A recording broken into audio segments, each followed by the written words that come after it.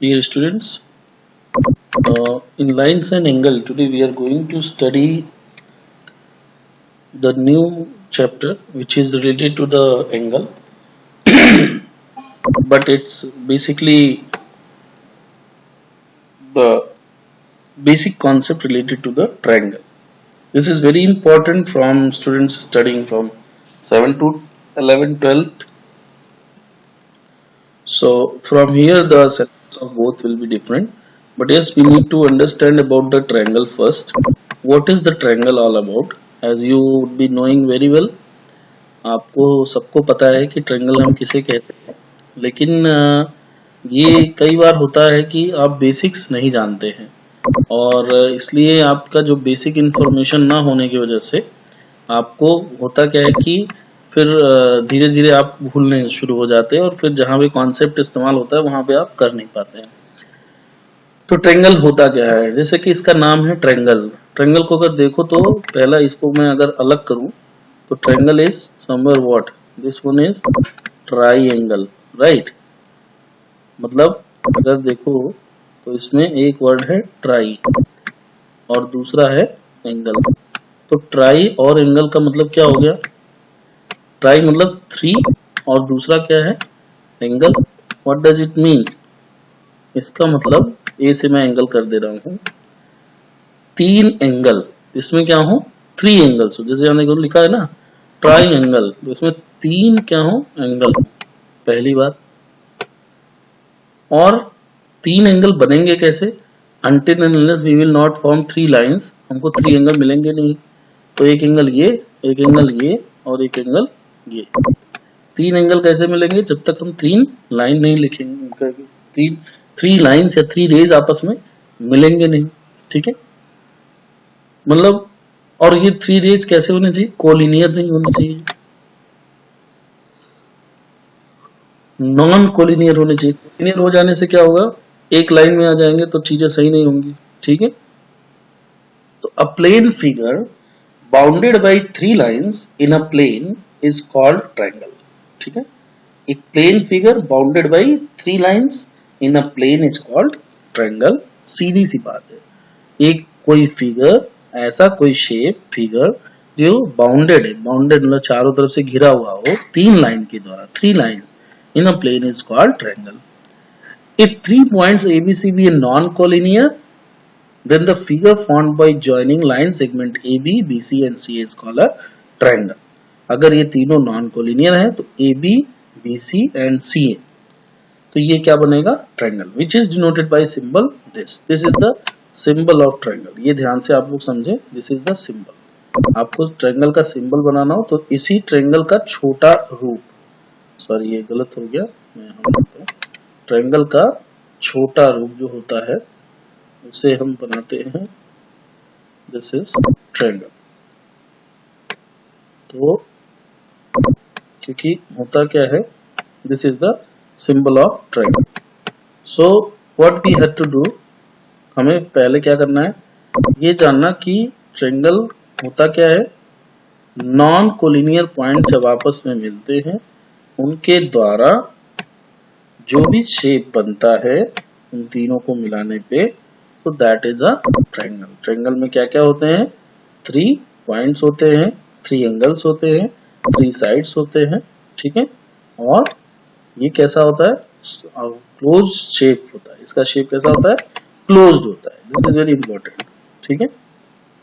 फिर क्या कह रहा है, each pair of lines segment forming triangle meet in a point, इसको डेल्टा भी कहते हैं, यहाँ ध्यान से सुनना, इसका डेल्टा भी लिखा हुआ है, इस सिंबल को डेल्टा भी कहते हैं, ठीक है। 3 points so obtained are called 3 vertices of a triangle, ठीक है। इन तीनों को जो पॉइंट जहाँ पे एंगल बन रहे हैं जिस पॉइंट पे, उसको हम वर्टेक्स भी कहते हैं, ठीक है। जैसे ये देखिए, दिस इज व्हाट, ये जैसे ए है तो दिस इज वर्टेक्स, ऐसे बी, ऐसे सी यहाँ पे है, ठीक है। नाउ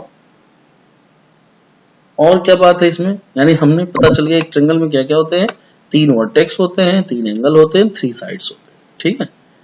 फिर कह रहे हैं वर्टिसेस, याद रखना है, वर्टिसेस मतलब शीर्ष, हिंदी में इसको शीर्ष बोलते हैं, इसका vertices. Line segment AB, BC, CA are called the sides and the angles. ABC, ACB are called the angle of the triangle. These angles are angle A, angle B, angle C. Clearly, a triangle has three sides, three angles, and three vertices. ठीक है? Classification of triangle on the basis of side of the triangle. ठीक. अब triangle क्या होता है? दो तरीके से हम ट्रायंगल को बताते हैं. ट्रायंगल को अगर आपको बताना है, कोई भी पूछता है बताओ ट्रायंगल कितने टाइप है, तो आप बोलो सर दो तरीके से हम बता सकते हैं. पहला है on the basis of side of the triangle और दूसरा है on the basis of angle. ये आप सब बचपन में ही पढ़ चुके हैं, इसलिए बहुत ज्यादा इसमें आपको बताने की जरूरत नहीं है. बट जो दो तरीके हैं जिससे हम ट्रायंगल के बारे में बताते हैं, दैट इज इम्पोर्टेंट. जैसे कि हम ये जानते हैं on the basis of side of the triangle, triangles के साइड के हिसाब से अगर हम उनको देखेंगे तो है ट्रायंगल वही, लेकिन उनको हम साइड के नाम से अगर जानेंगे तो एक तो होगा इक्विलैटरल ट्रायंगल, एक होगा आइसोसेलेस ट्रायंगल और एक होगा स्केलेन ट्रायंगल. याद रखिए, जब भी कोई चीज टफ लगे तो उसको यूं ही मत जाने दीजिए. जैसे यहाँ पे मैं आपको बता रहा हूँ कि मैक्सिमम स्टूडेंट के साथ क्या होता है कि आप लोगों को आइसोसेलेस और स्केलेन का स्पेलिंग आपको लर्न नहीं होता है. I know it. आपको जब भी कभी ऐसी कोई टफ चीज दिखे तो उसको 10 बार पढ़िए. Scalene scalene scalene, SCALENE CALENE लिखिए. Scalene SCALENE scalene. Isosceles isosceles ISOSCELES ISOSCELES. ऐसे आप लर्न करिए. जब लर्न करेंगे तो आपको फिर क्या होगा कि धीरे धीरे लर्न करेंगे तो याद हो जाएगा. लेकिन आप उसे भागेंगे तो हमेशा भगा रहेगा. जब भी कभी जरूरत होगी तो आप कहेंगे हाँ यही वाला, बट आप बोल नहीं पाएंगे. तो इसलिए equilateral triangle, isosceles triangle and scalene triangle. ठीक है. अब आपको ये चीज याद हो जानी चाहिए. ठीक है, कि हमारा जो भी जो ट्रायंगल है वो इक्विलैटरल है, आइसोसेलेस है और क्या है, स्केलेन है. तो आपको बस इतना पता होना चाहिए कि एक में सभी साइड इक्वल होंगे. भाई ट्रायंगल कैसे बन सकता है? या तो सारे साइड इक्वल हो, या तो दो साइड इक्वल, या तो कोई भी इक्वल ना हो. साइड यही हो सकता है. भाई 3 साइड्स हैं, 3 साइड्स में ऐसे सोचो, इसको मत सोचो, आप ऐसे सोचो ना, कोई ट्रायंगल है, क्या प्रोबेबिलिटी हो सकती है? एक कोई ट्रायंगल है तो क्या प्रोबेबिलिटी हो सकती है? या तो ये तीनों साइड इक्वल हो, यहां से अगर देखा जाए तो या तो ये तीनों साइड इक्वल हो, या तो जैसे ये है, या तो ये तीनों साइड इक्वल हो, ये और ये तीनों क्या हो, इक्वल हो. या तो ये तीनों इक्वल हो, या तो इनमें से कोई दो इक्वल हो, या तो एक भी इक्वल ना हो. तो अगर एक भी इक्वल ना हो तो स्केलेन स्केलेन. अगर तीनों इक्वल हैं तो इक्विलैटरल, और अगर कोई दो इक्वल है तो आइसोसेलेस. तो ये हो गई. अब आप इसको पढ़ने के लिए बहुत ज्यादा दिमाग लगाने की जरूरत नहीं है. Equilateral triangle those all side are equal is called equilateral. ठीक है. अच्छा, एक और चीज बताऊं, कभी कभी क्या होता है कि हिंदी बहुत मदद करती है. इक्विलैटरल का मतलब होता है समबाहु त्रिभुज. इक्विलैटरल का मतलब क्या होता है? समबाहु त्रिभुज, मतलब जिसकी सभी भुजाएं समान हो. आइसोसेलेस का मतलब क्या होता है? समद्विबाहु त्रिभुज. ठीक है, जिसकी दो भुजाएं समान हो. और स्केलेन का क्या मतलब होता है? विषम बाहु त्रिभुज. जैसा कि नाम ही है, कोई भी विषम बाहु, कोई भी भुजा बराबर नहीं है, तो दिस इज विषम बाहु. इक्विलैटरल क्या हो गया? समबाहु, जिसकी सभी भुजाएं समान है. इक्विलैटरल, आइसो मतलब टू, जिसकी दो भुजाएं समान है. आइसो वर्ड यूज होता है केमिस्ट्री में सब जगह, इसका मतलब होता है दो, है ना. जब आप केमिस्ट्री पढ़ेंगे आइसोमेरिज्म, है ना, तो आइसोसाइनाइड, सोडियम आइसोसाइनाइड.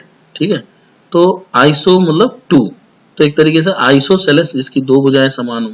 तो अब इससे ही समझ गए कि अगर हमको नाम पता है और हिंदी में भी नाम पता है तो आपका बहुत अच्छा मदद हो जाता है. तो इक्विलैटरल ट्रायंगल में सभी साइड क्या होते हैं? इक्वल होते हैं.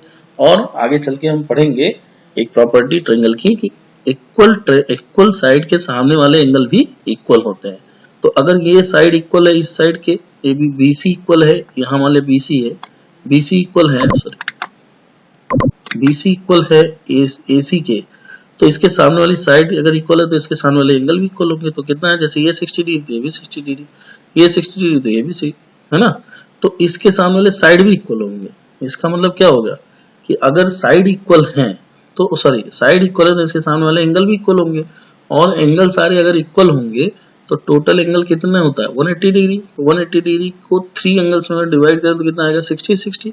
इसलिए जो इक्विलेटरल ट्रायंगल होता है उसके सभी एंगल कितने डिग्री के होते हैं 60 डिग्री के। This is another important information, ठीक है। नाउ आइसोसेलेस में क्या हुआ, हमने क्या बोला, इसके दो साइड इक्वल हो उसको क्या बोलते हैं आइसोसेलेस ट्रायंगल। तो कोई भी दो साइड इक्वल हो उसको हम बोलेंगे आइसोसेलेस ट्रायंगल। स्केलन मतलब उसके एक भी साइड इक्वल नहीं है, दैट इज स्केलन। अब बात करते हैं on the basis of angle. On the basis of angle, पहले हमने on the basis of side बात किया है ना। पहला हो गया right angle triangle. Right angle triangle मतलब जिसमें कोई ऐसे ट्रायंगल जिसमें एक एंगल 90 डिग्री का हो। अब यहाँ पे ध्यान देना है, हमको ये नहीं पता कि साइड कैसा होगा, हम इस बार किस पे बता रहे हैं, एंगल पे बता रहे हैं। अब आप कहो सर अगर 90 डिग्री का हो और यहाँ पे दो साइड भी इक्वल हो तब क्या कहेंगे उसको, तो हम अगर साइड के बेसिस पे बात करेंगे तो आइसोसेलेस ट्रायंगल है, और एंगल के बेसिस पे बात करेंगे तो राइट एंगल ट्रायंगल है। दोनों मिला के बोलना चाहो तो बोल सकते हो आइसोसेलेस राइट एंगल ट्रायंगल, ऐसे भी बोल सकते हो, ठीक है। तो इट डिपेंड्स कि किस उससे हम देख रहे हैं। एक्यूट एंगल ट्रायंगल क्या होता है, एक्यूट एंगल ट्रायंगल ये होता है कि जिसकी सभी एंगल्स, इस बार हम लोग एंगल के बेसिस पे बोलेंगे, देख लो यहाँ पे एंगल्ड लिखा हुआ है, एक्यूट एंगल्ड, राइट एंगल्ड, ऐसे नहीं बोलना है राइट ट्रायंगल, है ना, एक्यूट एंगल। कोई बोलते हैं, कई बार होता क्या है, आपसे पूछा जाता है on the basis of angle बताओ ट्रायंगल के नाम, तो बोल देते हैं acute angle, obtuse angle, right angle, नहीं पूरा उसका नाम बोलना होता है, acute angled triangle, right angled triangle, ठीक है। तो एक्यूट का मतलब हो जाता है कि जब कभी भी ऐसा होता है कि कई बार जो है, यहाँ देखिए जो मैं आपसे बता रहा हूँ उसके आगे बढ़ने से पहले ये देखिए यहाँ लिखा हुआ है कि अगर मान लिया दो साइड इक्वल हो जाए, ये देखिए, और एंगल एक 90 डिग्री है, ए बी बी सी के बराबर हो जाए, तो इसको क्या बोलेंगे राइट एंगल्ड आइसोसेलेस ट्रायंगल। देखो यहाँ लिखा हुआ है ना right angled isosceles triangle, right angled भी है आइसोसेलेस भी है, ठीक है, वही सेम बात।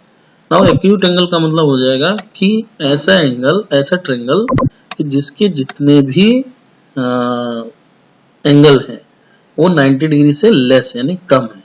A triangle which is each angle is acute angle is called acute angle triangle. Acute angle का मतलब क्या हो गया 90 डिग्री से कम, यानी कोई भी एंगल, तीन एंगल अगर उसमें है तो तीनों एंगल क्या होने चाहिए 90 से नीचे। जैसे उसके 3 एंगल्स कोई भी हो 89.99 तक हो, लेकिन 90 से कम ही रहे। 90 से कम अगर है 3, ऑल द 3 एंगल्स, ये नहीं कोई एक, सारे तीनों एंगल अगर 90 से कम है that will be acute angle, ये एक्यूट एंगल ट्रायंगल। तो एक चीज ये हो गया कि अगर सभी एंगल्स 90 डिग्री से कम है तो वो क्या हो जाएंगे एक्यूट एंगल ट्रायंगल। सो अब लास्ट वाला क्या बचता है, एक तो हमने पढ़ लिया ये आपका एक्यूट एंगल, एक पढ़ लिया राइट एंगल, अब तीसरा बचता है ऑब्ट्यूस एंगल ट्रायंगल। ऑब्ट्यूस का मतलब कि उसकी जो एक एंगल हो वो 90 से ज्यादा, देखिए यहाँ लिखा हुआ है, ये क्या है, इज ग्रेटर देन 90, एक एंगल क्या हो 90 से ज्यादा हो, तो उसको हम क्या बोलेंगे ऑब्ट्यूस एंगल ट्रायंगल। अब इस बेसिस पे अगर दिमाग लगा के सोचो किसी भी ट्रायंगल में कितने एक्यूट एंगल हो सकते हैं, सोचो अगर मतलब मिनिमम कितने एक्यूट एंगल हो सकते हैं, तो मिनिमम कितने एक्यूट एंगल हो सकते हैं 2। ऐसे अगर हम देखें कि कोई एक ट्रायंगल है तो टोटल एंगल कितना बनेगा 180 डिग्री, ठीक है। तो 180 डिग्री अगर बनेगा तो दो अगर 90 से कम होंगे, दो अगर मिनिमम एटलीस्ट 2 एक्यूट एंगल तो होने ही चाहिए किसी भी उसमें। अगर एक एक्यूट बन रहा है सिर्फ एक, तो कहीं ना कहीं क्या हो जाएगा कि बाकी में कोई दो एंगल 90 से ज्यादा नहीं हो सकते। क्यों? क्योंकि जैसे अगर आप सोचो कोई एक एंगल 90 डिग्री का हो गया तो बाकी कितना बच रहा है, बाकी जो एंगल बचेगा वो 90 डिग्री ही बचेगा जिसको दो एंगल में बटना है। तो अगर पहली बात तो ये कंफर्म होना चाहिए कि किसी भी ट्रायंगल में एक ही राइट एंगल बन सकता है, एक ही राइट एंगल बनेगा। क्यों? क्योंकि अगर दो राइट एंगल बनने लगे तो 90-90 के दो हो गए तो 180 तो दो ही एंगल अकेले ले लिए 180, तीसरा तो 0 डिग्री रहेगा, जबकि तीसरे को भी कुछ मिलना चाहिए क्योंकि 3 एंगल्स होते हैं। तो ऐसे समझो ना कि 3 एंगल्स होते हैं, 3 एंगल में अगर दो 90-90 ले लिए तो 90-90 तो 180 दोनों में ही खत्म हो गया, और हमको 180 बनाना है और 180 सबके लिए मिल के आना चाहिए, तीनों का मिल के। और यहाँ 90-90 अगर मैं दो को दे दिया तो एक तो 0 पाएगा ना, तो 0 डिग्री तो होगा नहीं क्योंकि तीनों को एंगल कुछ ना कुछ होना चाहिए। इसलिए आप ये फॉर्म बता सकते हो कॉन्सेप्ट कि in any triangle there must be only one right angle, पहली चीज। दूसरी बात कि अब अगर एक ही राइट एंगल होगा, मैक्सिमम एक एंगल कितना बड़ा हो सकता है? बहुत ज्यादा होगा तो 30 डिग्री, 40 डिग्री, 180 तो नहीं होगा, 190, 179 तक हो सकता है। ठीक है, तो बाकी दो बचेंगे, ये क्या होंगे? एक्यूट ही तो होंगे। मतलब चाहे कुछ भी हो जाए, इसमें दो एंगल हमेशा एक्यूट एंगल होंगे, चाहे आप कुछ भी कर लो। जैसे मान लिया आप एक एंगल को हाईएस्ट, आप सोचो मान लिया दो एंगल को आप एक्यूट नहीं देना चाहते हैं, ऑब्ट्यूज देना चाहते हैं, तो क्या ऐसा पॉसिबल है? उसी से समझ जाएंगे। अगर कोई भी दो एंगल आप ऑब्ट्यूज कर दोगे तो क्या ये इज इट पॉसिबल? ऑब्ट्यूज का मतलब क्या होता है? 90 से ज्यादा। तो अगर आप 90 तो दे ही नहीं सकते, 90 से ज्यादा कैसे दे सकते हो? बात समझ में आया? क्योंकि 90 से ज्यादा देते ही 180 से ज्यादा हो जाएगी उसकी वैल्यू, अकेले दो की। इसीलिए कोई भी दो एंगल आपको एक्यूट करना पड़ेगा और एक को ऑब्ट्यूज करना पड़ेगा, या 90। बात समझ में आए? तो एटलीस्ट 2 एक्यूट एंगल किसी भी ट्रायंगल में होते हैं। तो दो बात हो गई, या तो एक राइट एंगल बनेगा और दो एक्यूट एंगल बनेगा हमेशा। मैक्सिमम एक राइट एंगल हो सकता है। ठीक है, नाउ अब यहां पे एक और कॉन्सेप्ट है, exterior angle of a triangle. इसको हम जरा ध्यान से देखें। What is this? ये जो exterior angle of a triangle है, ये क्या है? अगर हम यहाँ पे देखेंगे तो एक्सटीरियर एंगल बेसिकली हमें यह बताता है, किसी भी ट्रायंगल का एक्सटीरियर एंगल ये बताता है कि जो हमारा ये ट्रायंगल है, ये ट्रायंगल का कोई एक साइड आप बढ़ा दो और कोई दूसरा साइड भी एक्सटेंड कर दो। ठीक है, वो साइड, जैसे मान लिया मैं AC को बढ़ाया, AC को एक्सटेंड किया, तो AC जब एक्सटेंड हुआ तो BC से AC देखो कितना डिग्री बना रहा है, ये this one D, this is your exterior angle. यहाँ पे देखिए in triangle ABC, AC is produced to a same ray AD। ठीक है, then angle BCD, angle BCD, this one BCD, this one, this angle BCD is called exterior angle। ठीक है, मान लिया मैं चाहूं अगर इधर करना तो इधर भी हो सकता है, ऐसे इसको कर दूं और इसको थोड़ा सा इधर बढ़ा दूं। ठीक है, बस ये भी एक्सटीरियर एंगल हो जाएगा। तो एक्सटीरियर एंगल का मतलब हो गया कि ऐसे एंगल्स जो किसी रे को बढ़ाने पे, प्रोड्यूस करने पे बनते हो, और एक्सटीरियर जैसा कि नाम ही है, बाहरी है ना। कह रहा है angle A, angle B are called remote interior angle. ठीक है, इस एक्सटीरियर के लिए ये वाले रिमोट इंटीरियर एंगल कहलाएंगे, ये वाले एंगल याद रखना, रिमोट इंटीरियर एंगल। इस किसके लिए? इसके लिए। ठीक है, इसके लिए, इसके बगल वाला नहीं कहलाएगा remote interior. No, remote interior का मतलब ये वाला और ये वाला। ठीक है, exterior angle, this is called remote interior angle of with respect to exterior BCD। BCD के लिए interior, remote interior angle B और एंगल A वाले कहलाएंगे।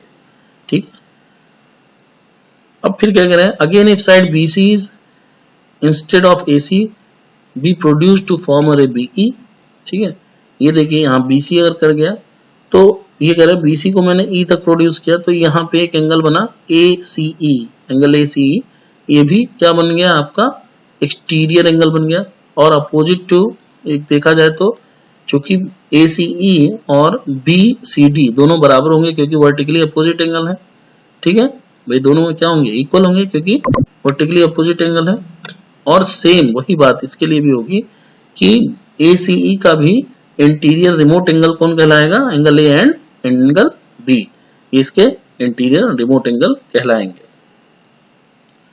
तो एक तरीके से in a triangle there are two exterior angle at each vertex. अगर हम एक वर्टेक्स पे देखें तो कितने एक्सटीरियर एंगल बनेंगे? 2 एक्सटीरियर एंगल बनेंगे। याद रखना है कि there are 2 exterior angle on each vertex of a triangle and they are also equal to each other. अच्छा, जो एक्सटीरियर एंगल बनते हैं वो हमेशा इक्वल होते हैं, ये चीज हमको याद रखना है। अच्छा, दूसरी चीज यहाँ पे याद रखना है कि ये जैसे यहाँ पे है इस वर्टेक्स पे, वैसे बी पे भी 2 एक्सटीरियर एंगल बनेंगे, ऐसे ए पे भी 2 एक्सटीरियर एंगल बनेंगे, और जितने भी एक्सटीरियर एंगल होंगे उस वर्टेक्स पे, जैसे यहाँ पे जो 2 बनेंगे, एक इस तरफ एक इस तरफ, दोनों आपस में इक्वल होंगे, ये भी याद रखना है।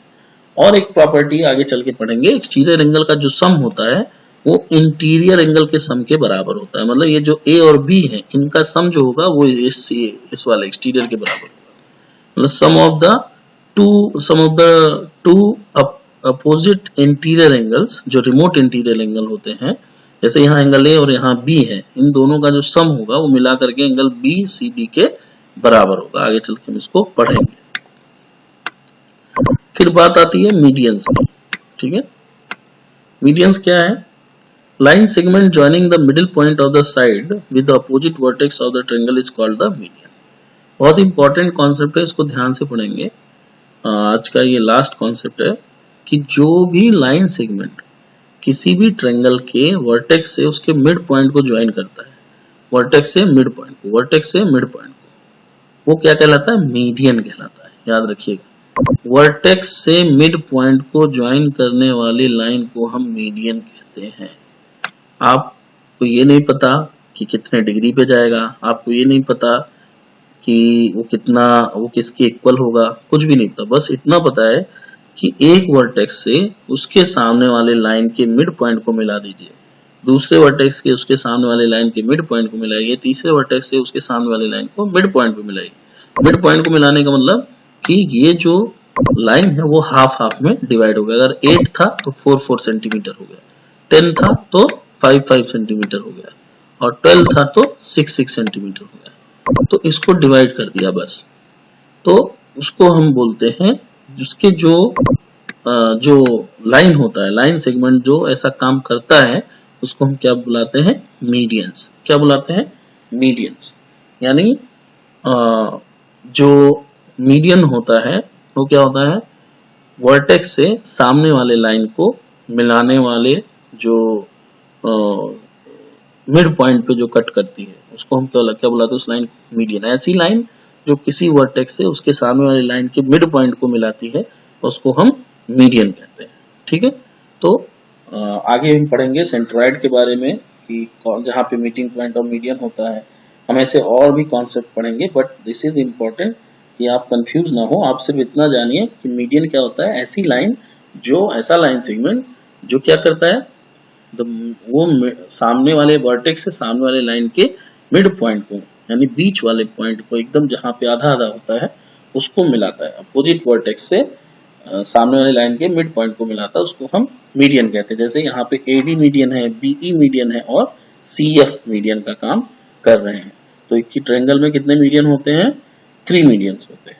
ठीक है, so this was about the basic information, और इससे रिलेटेड हम क्लास में आगे चल के और भी क्वेश्चंस करेंगे।